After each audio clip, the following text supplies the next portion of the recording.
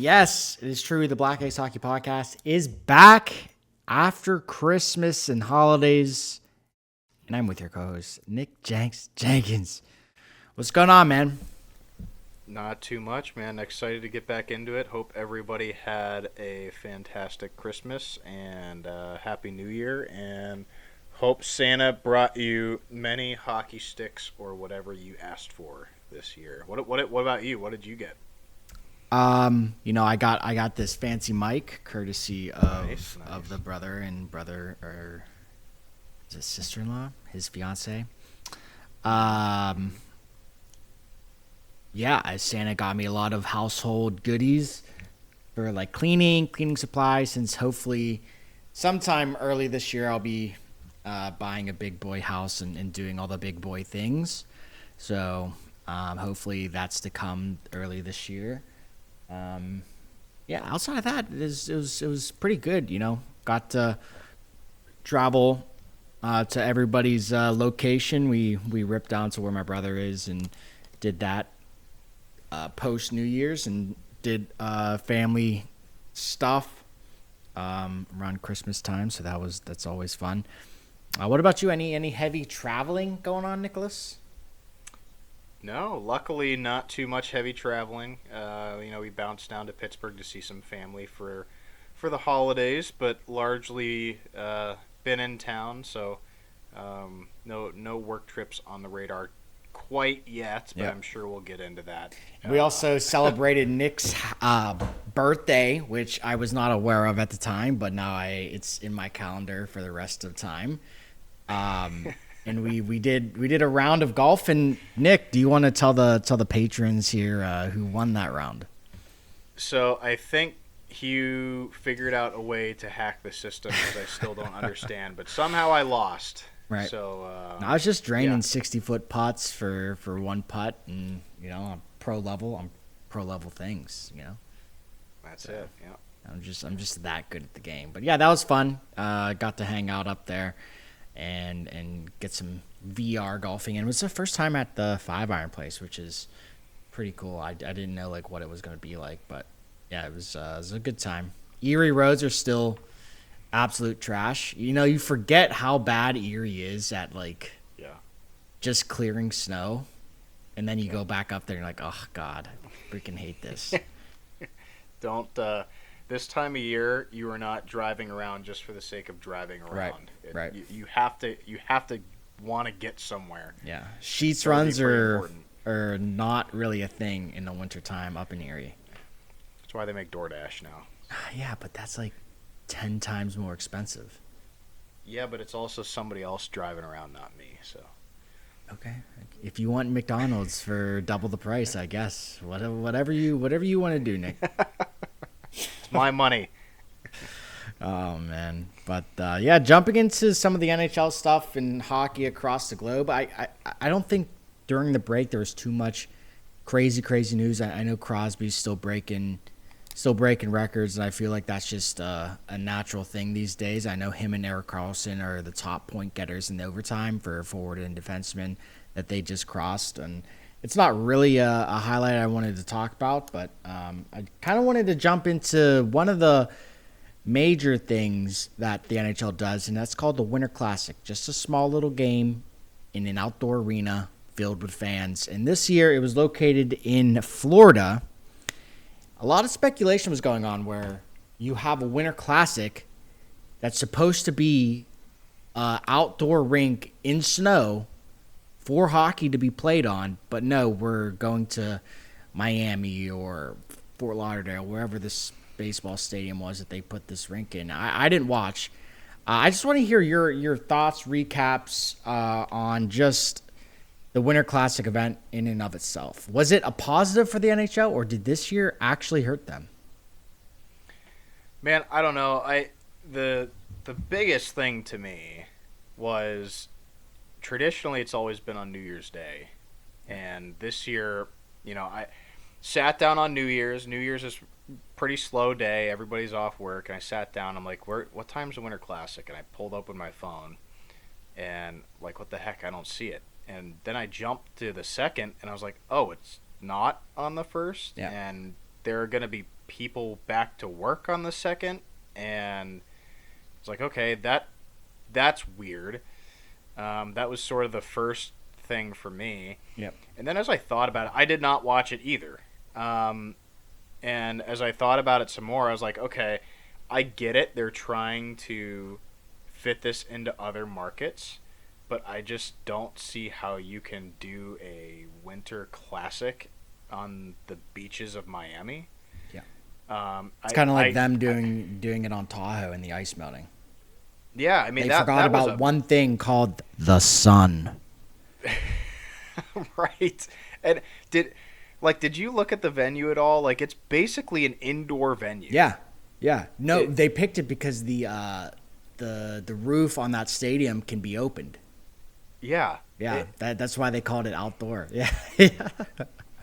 I don't. Yeah. It just seems like they tried too hard to get it into a non-traditional market, and I get it. The Panthers have been really good and fun to watch hockey the last couple of years, but when I think of Winter Classic, I think of that first year, and I think it was 2008. Yeah. When it was Pittsburgh in Buffalo, Yeah. in Ralph Wilson Stadium. Snow flying everywhere. The goalies are wearing their winter hats on top of their helmets. Like, freaking Marchand was warming up in a bucket hat. Like, Yeah. that's not winter. There's nothing about that says winter. So Right. I think it got pretty far away from a Winter Classic this year. I think they tried to do something and it didn't work out, and I think they go back to a traditional winter market. I don't even care if it's two good teams. Just give me a cold outdoor atmosphere. Yeah, when I think of Winter Classic, you mentioned that 2008 game.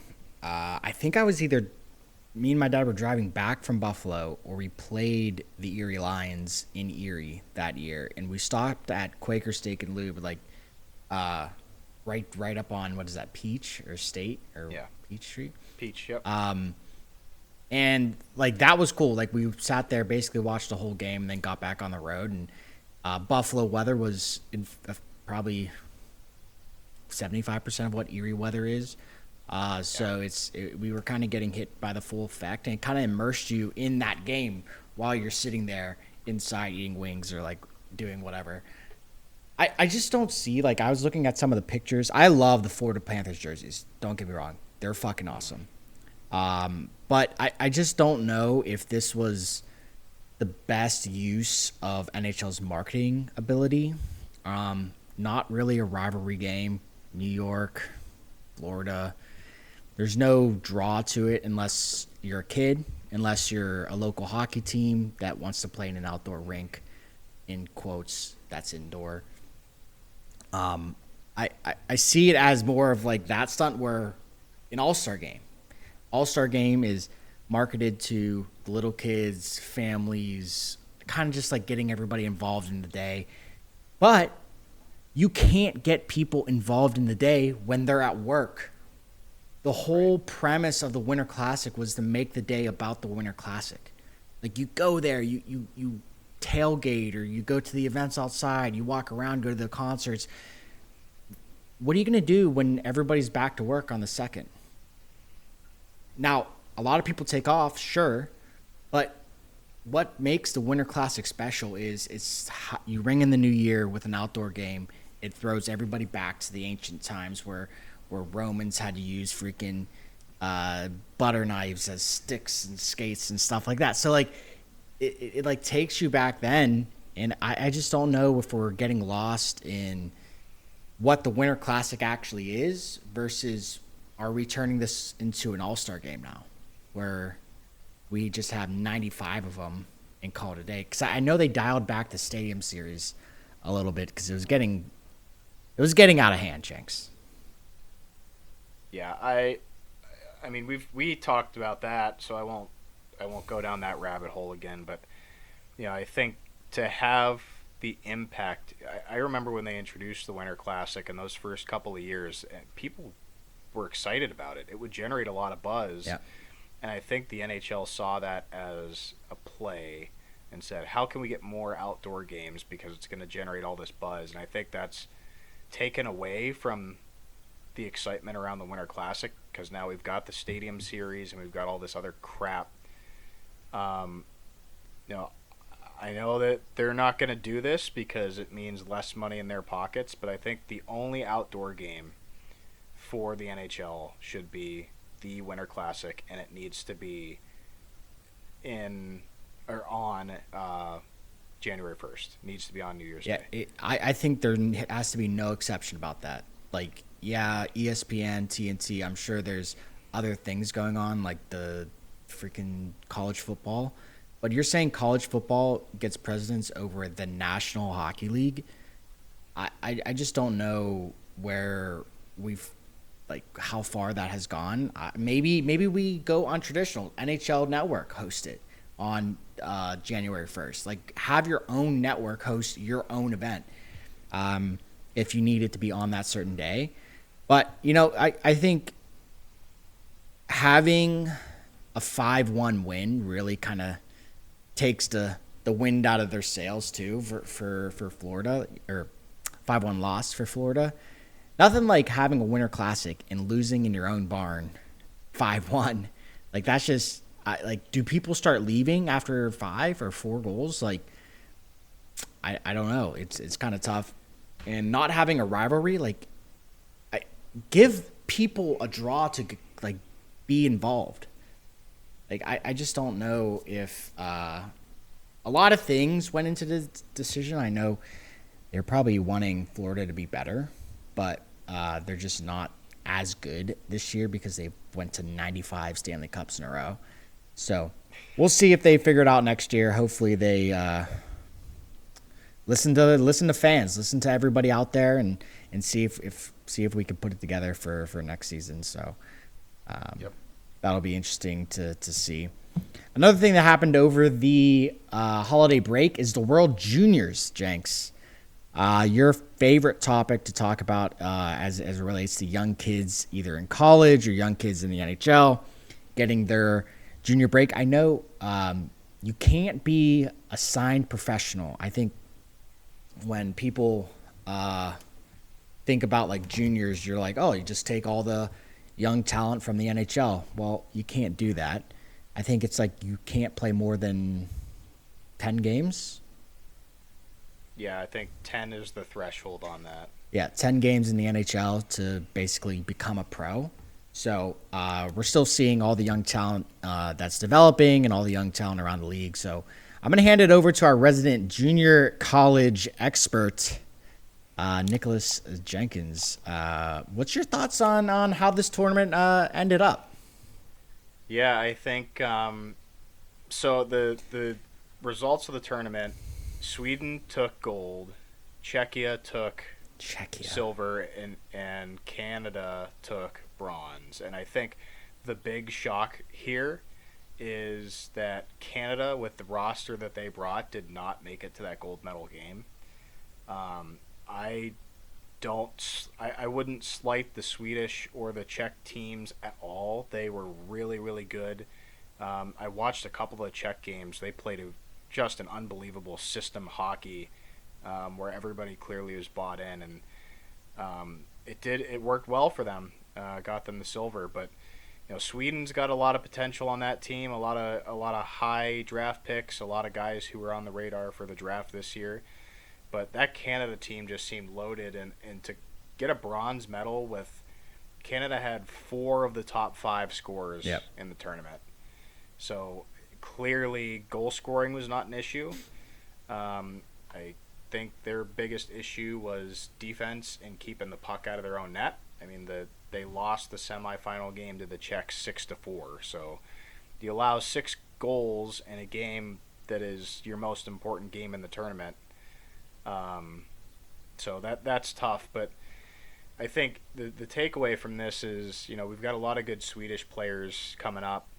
The Czechs just seem to be, the last couple of years, they've just been really, really good, and I think there's a couple of players to watch out for there as well. And I don't know what's going on with Canada, but like the last 2 years didn't even medal, right? And then this year going to the bronze game.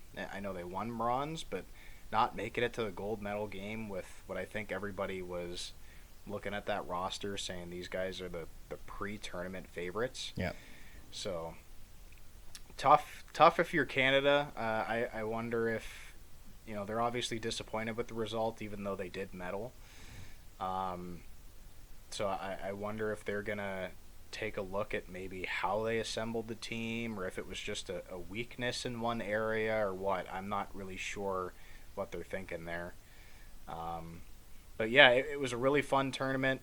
I think that we're highlighting some of these players who have already gotten some NHL time that were no surprise to be good in the tournament, like Zane Parekh and Porter Martone. Porter Martone seems like he's going to fit in really well with the Flyers. Did you see him that one game take that? Did you watch any of the tournament? I watched a little bit of it. I don't have live TV. I refuse to pay for live TV. You didn't happen to see the clip, though, of him scoring that goal and then tapping the one Czech player on the butt as he skated by him? I saw the Sally, yeah. He took a penalty for that? Yeah. He's going to be the perfect Philadelphia Flyer, isn't he? Yeah. What a piece of crap. Just riling up the fans already. Getting the squad behind him. I hate him already. Yeah, I don't know, man. It was a fun tournament. Some guys shined who may not be household names. And I'm not even going to pretend to try to say their names because I don't speak Czech or Finnish. But some other guys really up there. I was going to have a segment where we try to pronounce some of their names, but I don't know if we would get a single one right, and that would be awful. I'm pretty sure some of these names, like if I tried to pronounce it, I'm going to say it wrong, and it's going to end up being like a Czech swear word or something. So. Yeah, if you don't pronounce the A with like the triple dots above it, yeah. But fun tournament this year overall, I think. Yeah, I think it goes to show like some of these. I know it's some of these kids' dreams, like going through hockey to play in the World Juniors, or even be on a national team like USA, Canada, Sweden, Finland, teams like that, and it just goes to show. You're fighting against literally everybody in the world for these top spots. So like if you want it that bad, you have to train for it that bad. So I just want everybody to keep that in mind. It's so tough to like be so focused on like your general area and forget like there's a kid that's you in Finland or in Czech or in Latvia or Japan or the Philippines, like that's training just as hard as you. So you have to figure out a way to make a difference on every platform that you get and every opportunity that you have. So yeah, congrats to Sweden on taking home the gold. And I know I'd say Czechia. Czech, it's still freaking weird to say. I want to say Czechoslovakia, but that was like in the ancient times that they split up, and I still think about it to this day. But I feel like it's a good. You tapped on it a little bit, but I think it's a good placing for Czechia. It goes to show, like, they probably didn't even plan to medal, honestly. So good on them. And USA be better. I knew we were coming in with bad goaltending. And it just did not pan out well for us. So hopefully we could figure it out. Hopefully these USA kids get fricked together because I'm too old. I can't do World Juniors anymore. So, yeah. Moving on from that to the adult version of the World Juniors called the Little Old Olympic teams. And most of the rosters have come out. The Olympics is what, in 2 months? It's in February. February, yeah. Well, rest of January and then February. Sure. Yeah. Yeah. And Jenks, the Canadian roster came out over the break, and yikes, that's just disgusting. I don't like it at all. I wish they would actually not even attend the Olympics because they're that scary. Yeah, I mean it's a lot of the same guys that they brought to that Four Nations tournament. a couple tweaks here and there, not too many major surprises. I think the one thing that's pretty exciting and good for him is Celebrini made the team. Yep. Man, that kid seems to have turned a corner already. He is lighting up the NHL this year and has certainly earned his spot.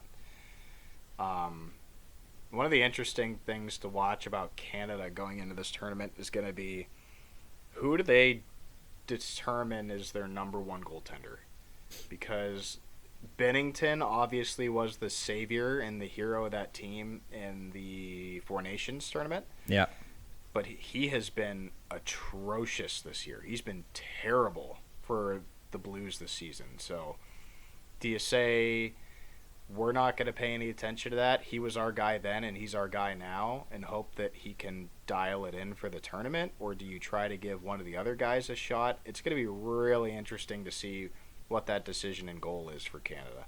Yeah, I thought it was interesting that Canada left off Bedard. But I know he's either coming back from an injury lately or just recently started playing. So I don't know if they wanted to risk that sort of injury capability or IR stuff on a player like that. Maybe he's on like the short list to say if a couple of our guys got injured, hey, if he's available, come up and play. I know a lot of players do that sort of style.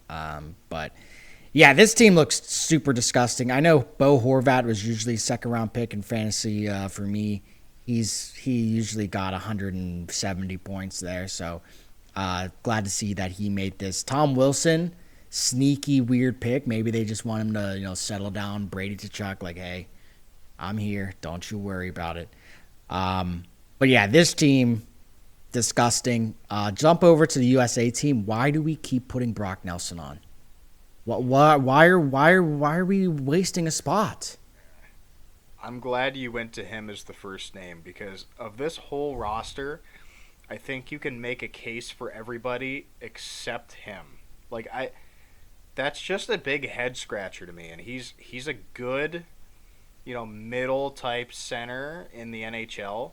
But when you've got all these other guys to pick from, and some of the names that didn't make it on the team, I just don't know that I understand.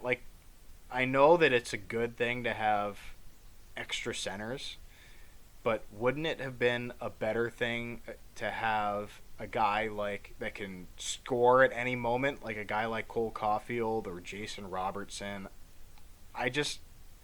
You've limited yourself.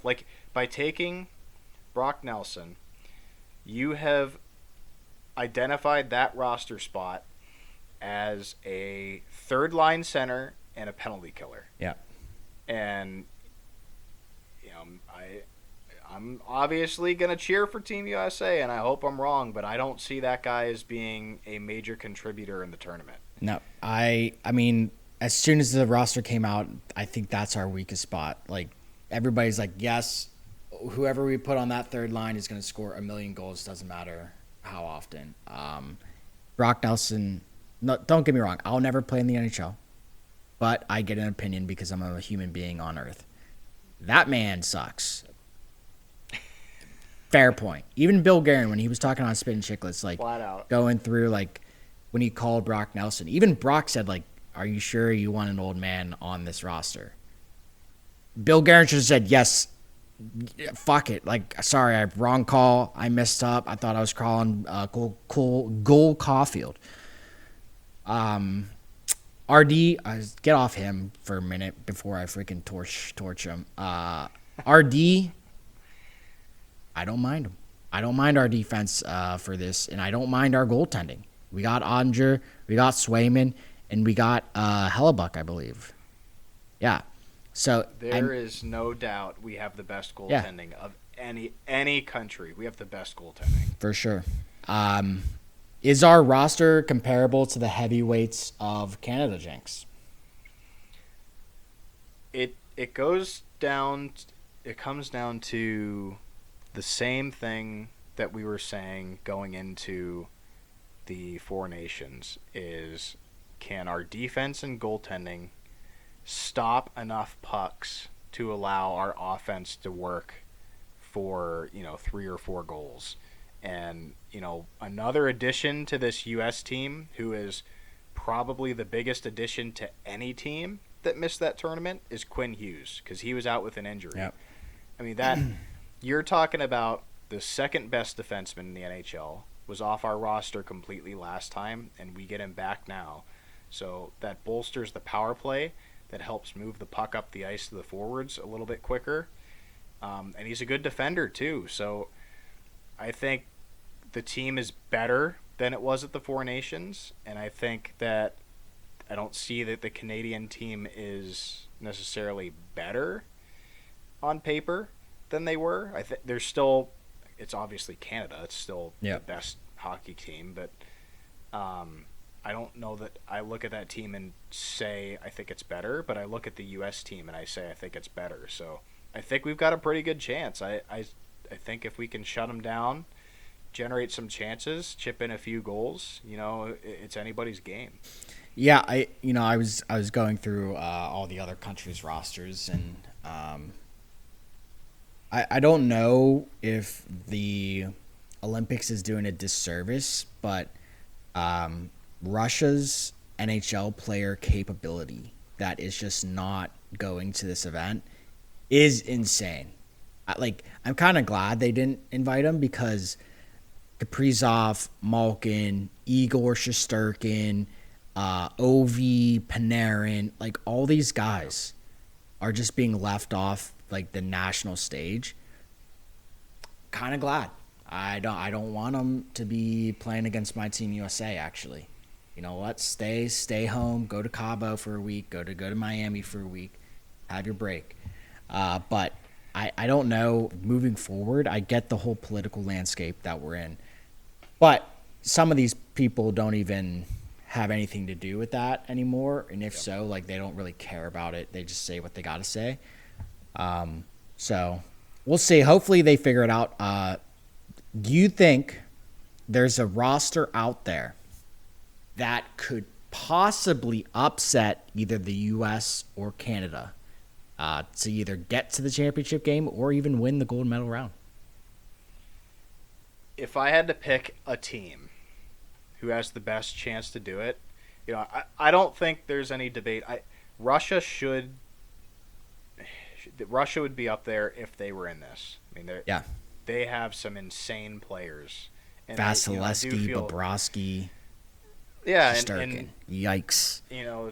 I do feel bad for those players, because I'm sure they want to compete in this, and it's not their fault that the country's in a global conflict, and they're missing their opportunity to play with the best Russian players against the best in the world. So it does suck for those players. Hopefully we can resolve all of this and we get back to a state where they can come back for, say, the next Olympics. But if you look at the teams that are in it, the best teams are, at least on paper, Canada, U.S., Sweden, and Finland. And there's a reason those were the 4 teams at the Four Nations tournament. They're the 4 strongest hockey countries at the moment, other than Russia.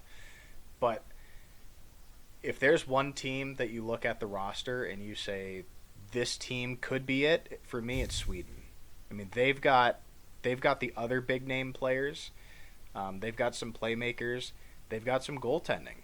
I think it's Wallstead is this big revelation for Minnesota this year.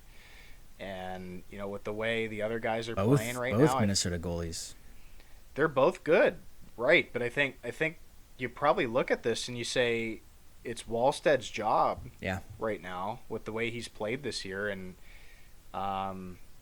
if he continues to play that way in the Olympics, the way he's playing in the NHL, not a whole lot of pucks going to be going in the Swedish net. So I look at that team and I say this is a very strong Sweden roster. I think they nailed it as far as I don't think there's anybody that's obviously missing from that team. So I would say my pick for a potential upset would probably be Sweden. Yeah, dude, Leo Carlsson is absolutely a freak. If nobody's ever gone to an Anaheim Duck game, and I who was he drafted behind? Was he Celebrini? Was he that year? Or is he Zegras year? That's a good question. He wasn't Zegras here. Let me confirm that. Leo Because I Carlson. feel like he was behind Celebrini or Bedard. I forget which one. Because the guy's like 6'5", and he's absolutely filthy. And it's kind of gross to see him like walk around on the ice because he feels like a Malkin type player where he's always been tall, but his dad's like, you better develop hands because you can't rely on being tall forever. He was second overall behind Connor Bedard. Bedard, So okay. Yeah, I mean he's nasty. This Sweden team is pretty set. I think if you dial back this team maybe 3-4 years, this might be the Olympic team that you would want. yeah. I know Landeskog got injured last week, so he might not be available for this team. I know he just got back to playing and things like that, so that sucks to be him, like not in a bad way, but it sucks. But so yeah, I think I'm on the same page. Sweden. I was looking through the Czech roster to see if they were any good. It's just I feel like at the Olympics, it's so hard for teams to play against full NHL rosters when half the rosters are from like the Swedish or that play in like the Swedish league or play in the Denmark league or the German league. It's just tough to bring those players out because it's just a different style of playing, right? And just with the Olympics in general, we haven't had an update if the rink's going to be done. We're a month out, right? Games start the 5th. I'm sure teams will want to go out and practice on it, maybe on the 1st or the 3rd. I don't know how it's going to work. And it's surprising that they only have one rink that they play at. Like, that's it. It's it's a tournament. It's one rink. Yeah, I think when they do this, when they do the Winter Olympics in, I'll say hockey-centric countries like the U.S. or Canada or wherever, a lot of times they play out of 2 locations. But Yeah, it's easier this is an scheduling. example of, yeah, exactly. But this is an example of a country who, hockey is an afterthought for them, so they literally had to go and construct an arena just for this tournament. So, yeah, you're sort of hamstrung because you don't want the cost of having to build 2 rinks. But if you do the tournament in the U.S., yeah, you can pick a couple rinks that are close to each other. I mean, we've got how many of the NHL teams? I think it's 25 of the NHL teams are based in the U.S. Yeah. And a lot of them are within a couple hours of each other. So, yeah, it's just unfortunate that they didn't have a rink to already use. So, here we are. Yep. All right, quick to end this segment, Jenks. I want you gold, silver, bronze. Who's taking it? Gold, silver, bronze. Okay, unbiased opinion. Okay. I think Canada finishes gold. God, you're such a traitor. I know. That's capital punishment right there. You're out there walking the plank. Everybody's shoving you off. How do you look at that roster and bet against Sidney Crosby? Captain Sid. I mean, there's my bias is clearly more towards the Pens than to the U.S., so that tells you what I think about that. Okay. I think I got Canada in gold, U.S. in silver, and Sweden in bronze. Sweden? All right.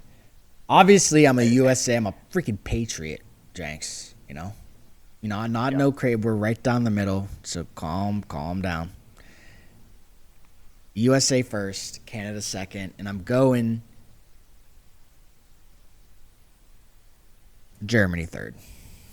Wow. Yeah, Off I think the board pick. Draisaitl is going to come out and just go 5-0, 5-0, 5-0 against Wallstead. That's what I think. Off the board. It's Draisaitl's time to show that he does not need McDavid.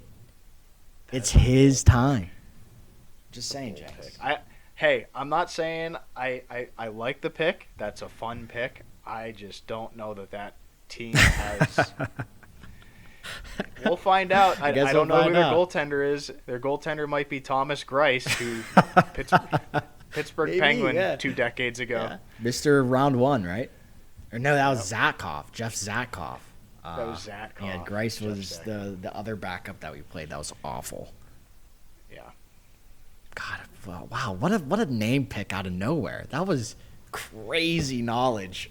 That's hockey knowledge right there. Oh my goodness. Anyways, all right. Back to NHL news. I think the most recent big hot topic news as of late is the Buffalo Sabres. I know they just recently broke the streak, but they had an 11-game win streak, Jenks.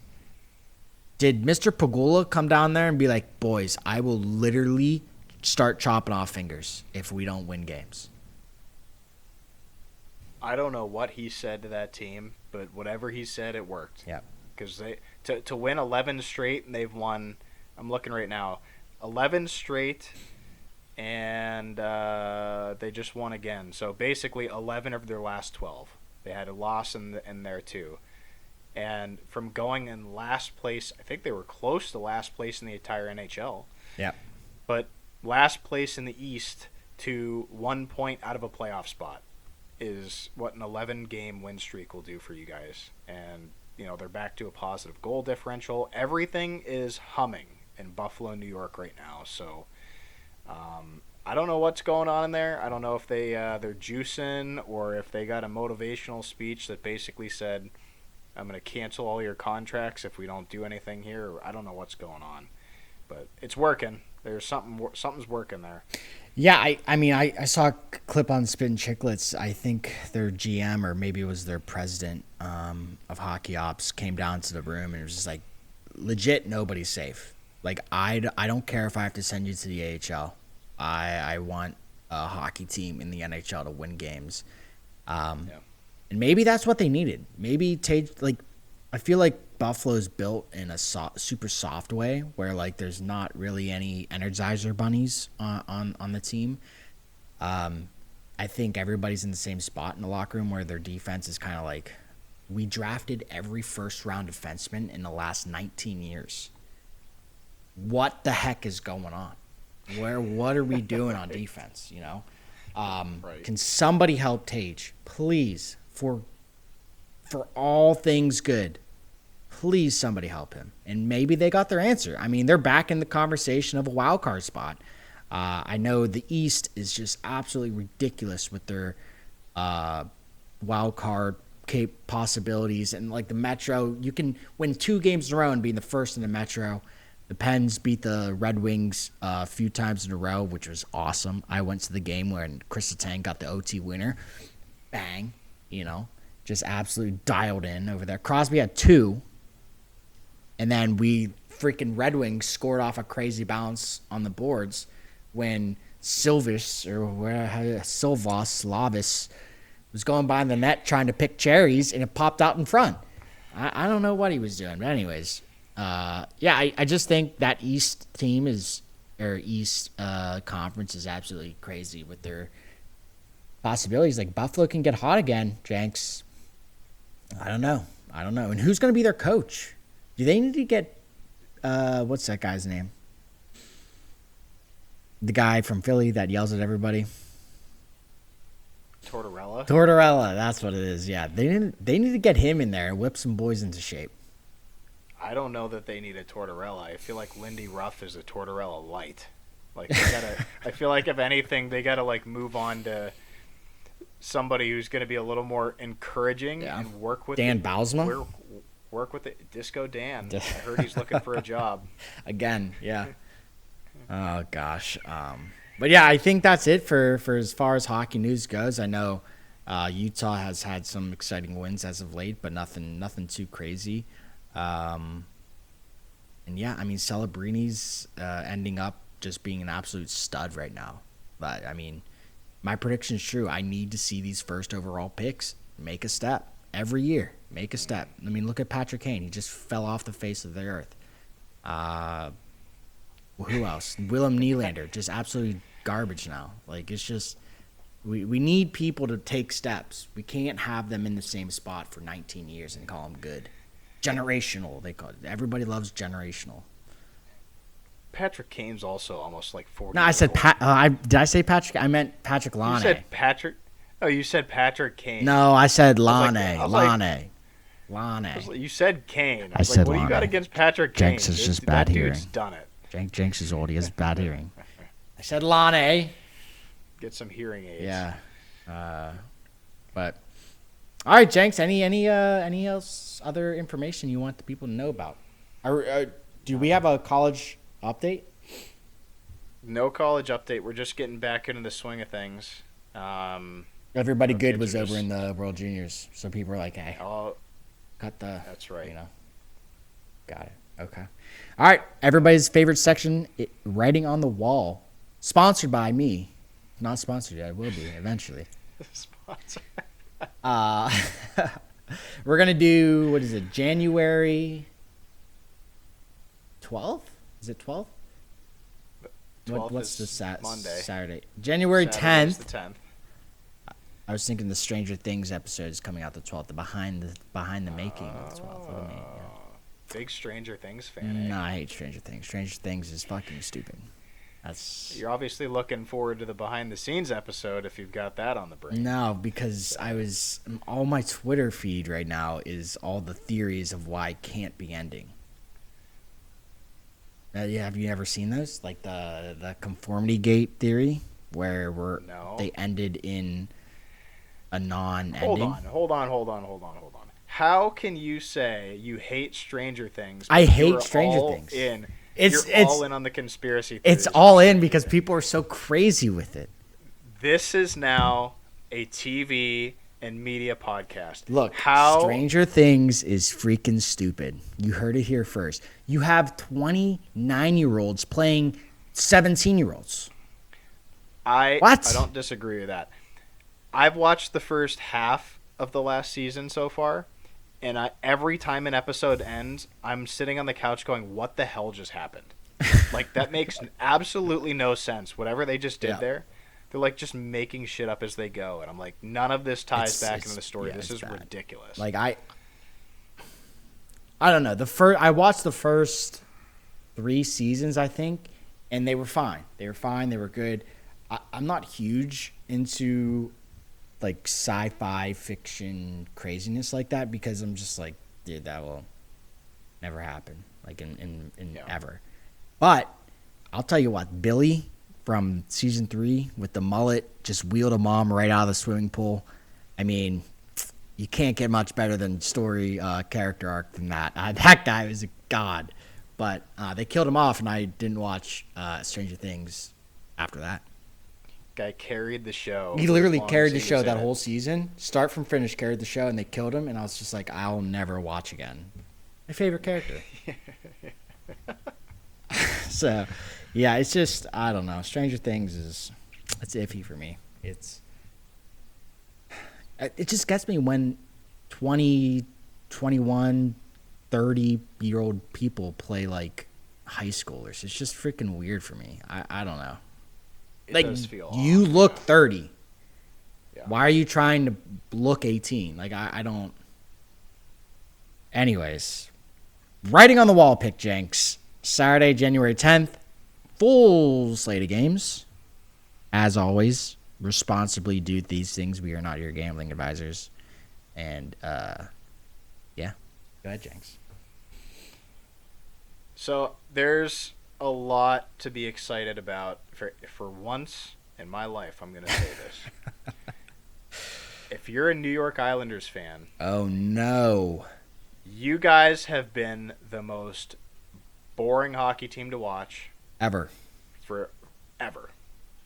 That has all changed this year with the addition of one man, Matthew Schaefer. That guy is electric. He is the Rookie of the Year. You heard it here first. Place your bets responsibly. That kid is electric. On the other side of the coin, Minnesota says, we're going all in. We're a contender. We added Quinn Hughes, the second best defenseman. Yeah, they did. They've got some must-watch players in this game. For if you would have gone back to last year, I would have said this is going to be the most boring hockey game on the slate. Don't watch. It's a waste of your time. Right. I'm watching this game because I want to see some Matthew Schaefer and some Quinn Hughes. Okay. Who's winning? Despite them having, I'm getting there. Jesus.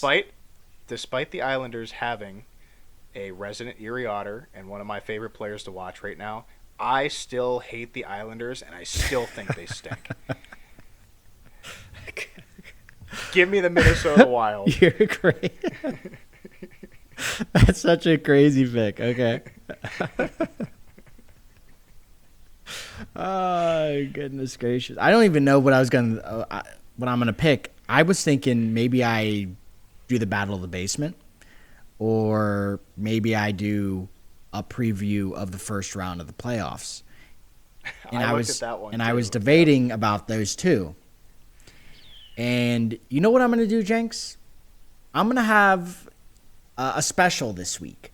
This is the Blaine Adams special. Call it a Blaine Adams parlay, would you say? First round preview of the playoffs, as everybody knows, will be the Oilers and the Kings. They always have been, always will be playing in the first round. The Kings stink. The Oilers stink. They are no good this year. There's no way they get back into the Stanley Cup playoffs. They literally traded away their starting goalie, and immediately their starting goalie went back on IR. As in Tristan Jarry fashion, he just can't stay off the freaking massage beds trying to get things worked on. He is an absolute trash can goaltender, and everybody knows it. The Kings, I love Quinton Byfield. Quinton Byfield is a stud. I think he's developing into such a great player that I honestly fell off a lot of people's radars. Lafreniere, the other one, not Trash, and Scory Perry are all lighting it up this year. So I am going to pick your LA Kings over Oilers. McDavid can only score so many hat tricks, Jenks. He can't do it 4 or 5 times in a row. Now, if you parlay that with the battle of the last scrap of food in the basement, which is the Blackhawks and Nashville Predators, the Nashville Predators are quite honestly, when they lost Pecorine, it was over. It was, they thought UC goalie, whatever his name is, Saros, was good. No, he's not. He's trash too. Steven Stamkos, not the answer this year. Not the answer. I'm going Chicago Blackhawks over the Nashville Predators. Bedard's going to come back and score 55 goals. He's going to be like, we're parlaying. I don't need to have all this precaution. What I need is to get the A on my chest and to get out there and win games for the squad. That's what he needs. Chicago Blackhawks started off hot. They are not doing so well in the middle of the season. Hopefully they figure it out. It's kind of like the Pens. We started hot. Everybody's like, holy shit, on the road to the Stanley Cup, and then we remembered that they're trash this year. So, I will tell you, watching their games in person, Jenks, I don't hate him. That Lizotte guy, guy's, I think, faster than Hagelin. Ooh, I think. Faster than Hagelin. Dude, when he puts his head down, he's just down. He's at the other side of the ring. He is quick. Yep. But, man, Hagelin was one of the fastest. I know. That's why it was hard. It was hard for me to say. Yeah, it really was. I love it. Any last words for the people, Jenks? Nothing to report, man. Right. It's been a slow week so far. We're off into the start into the new year here, and I've got some sports cards to sell. So if you're into sports cards, follow my eBay page, buy some cards. Happy New Year, Merry Christmas, Happy Kwanzaa for all those people that celebrate things. Glad to be back. Our schedules didn't line up to have a break podcast, but we're back in action here. Hopefully moving forward for the rest of the season. And I'm your co-host Blaine Adams. I'm right here as always with your co-host Nick Jenkins. We're out of here. Later.